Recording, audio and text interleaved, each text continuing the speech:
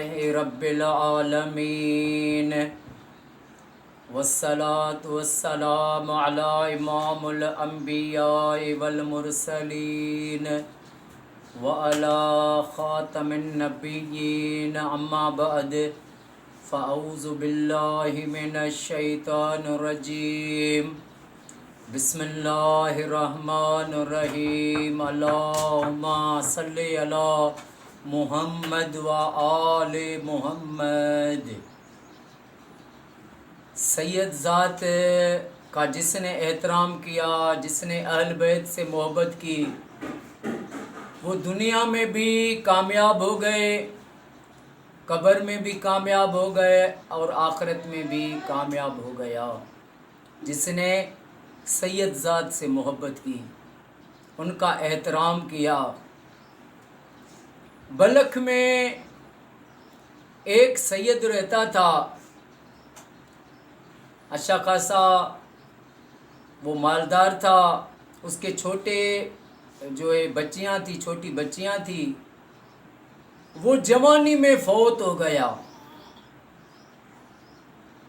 جیسے فوت ہو گیا تو اس کی جو بیوہ تھی، اس بیوی صاحبہ نے کیا کیا، اپنی چھوٹی بچیوں کو لے کر بلخ کو چھوڑا اور سمرقند میں چلی آئی۔ جیسے سمرقند میں آئی تو اس نے اپنی بچیوں کو ایک مسجد میں بٹھایا اور ان کو کہا کہ تم یہاں پر بیٹھو، میں تمہارے لیے روٹی لے کر آؤں کسی سے۔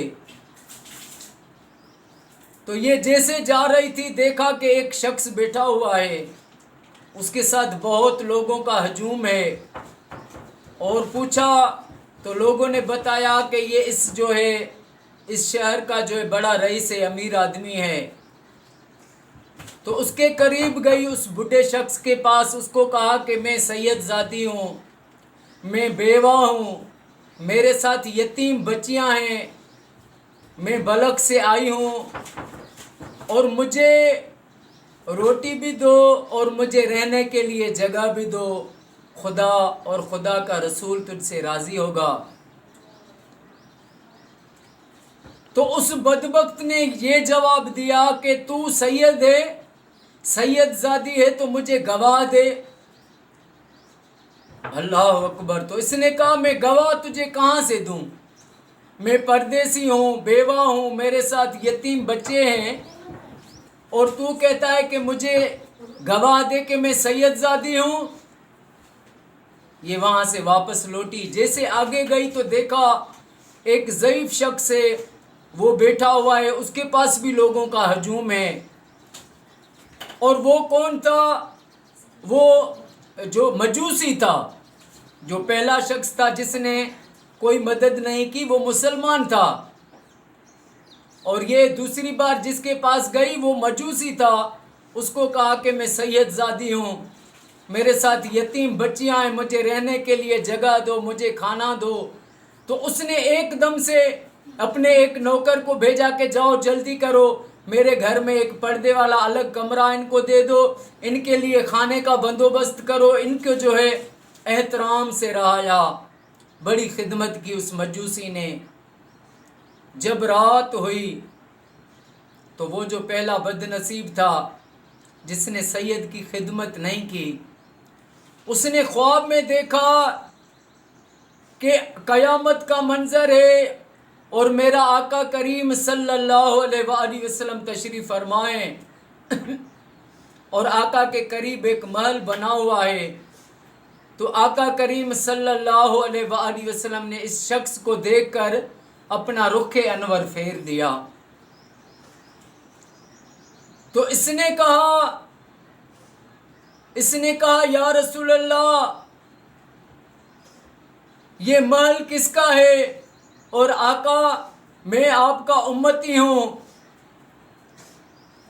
مسلمان ہوں، آپ کا امتی ہوں۔ تو میرے آقا کریم صلی اللہ علیہ وآلہ وسلم نے فرمایا اگر تو میرا امتی ہے تو مجھے گواہ دے۔ تیرے پاس سید زادی آئی، اس نے کہا میری مدد کر، تو نے اس سے کہا گواہ دے۔ اب یہ جو محل دیکھ رہا ہے نا، یہ اس کا ہے جس نے میری خاطر جو ہے میری سید زادی میری اولاد کی خدمت کی ہے. اس کو جاگ ہو گئی نیند سے. جیسے جاگ ہوئی تو یہ تڑپا نکلا باہر.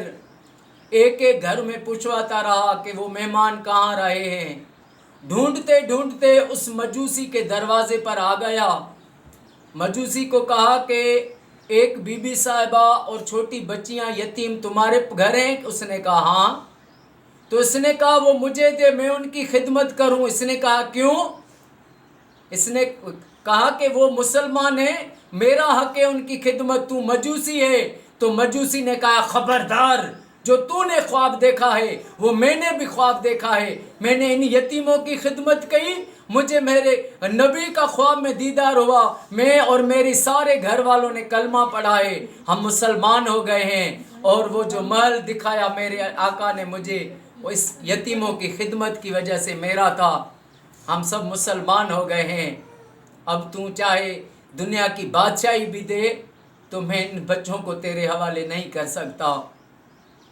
تو یہ ہوا سید ذات کی خدمت کا انعام ملا کہ اس کو کلمہ بھی نصیب ہو گیا، اس کو آقا کا دیدار بھی ہو گیا، دنیا آخرت میں اس کی سنور گئی. لیکن وہ جو بدبخت خود کو مسلمان کہتا تھا، ایک یتیموں کی خدمت نہیں کی، سید ذات کو نہیں پہچان سکا.